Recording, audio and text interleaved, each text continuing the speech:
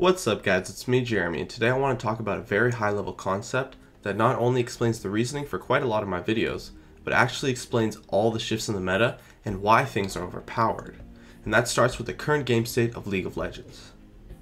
Now, this all stems from one overarching concept, which is the concept of perfect imbalance.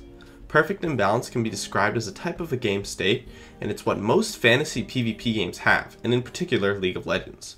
What perfect imbalance actually is a game state where it's built off the concept of when everything is imbalanced, nothing is. When things are imbalanced in just the right way, such as Riot has created, it results in this perfect imbalance game state where everything is balanced due to the fact that everything has strengths and weaknesses, all of which are exploitable. Things are balanced not because they themselves are fair, but because counter picks, counter play, and counter builds exist in such a way that it makes those mechanics fair.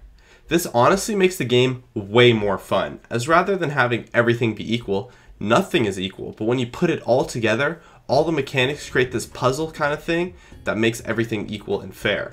Now, this concept is of course difficult to maintain, which is why we see buffs and nerfs happening often, but Riot overall does quite a good job of maintaining this perfect imbalance. Now, we can use this concept to explain meta shifts and why flavor of the months exist, and it is quite possibly the flaw in a perfectly imbalanced game. It's really kind of a cycle.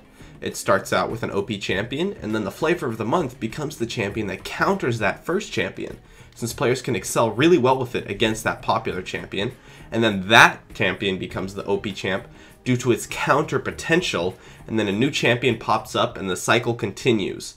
However, it isn't that simple. There's so many parts of the game that can be countered that these flavor of the month simply just feel like overpowered champions rather than champions that counter things. One example of this is the recent rise of Ahri's popularity. The biggest reason she's a flavor of the month is not because she counters other mid laners, but because everyone is starting to play squishy support champions, and Ahri is amazing at assassinating those champions. Add on top of that she's fairly good in her own respective matchup, and you have a champion that does extremely well in its own part of the game and can dominate a completely different part of the game, leading to this overall feeling of overpoweredness. This is exactly what happens when the flavor of the months change. Things counter other things and the cycle continues. But since there's so many things to counter, flavor of the month simply just end up feeling like overpowered champions. But in reality, it's only a while until another counter arises. It's only when something breaks the cycle of being able to be counterpicked that makes something truly overpowered. When something becomes overpowered, it's not because of actual strength, but because of the lack of counterplay, and we can see Ahri creating that with her amazing mobility. And that's not to say completely lacking counterplay, just lacking it by a significant amount compared to other things.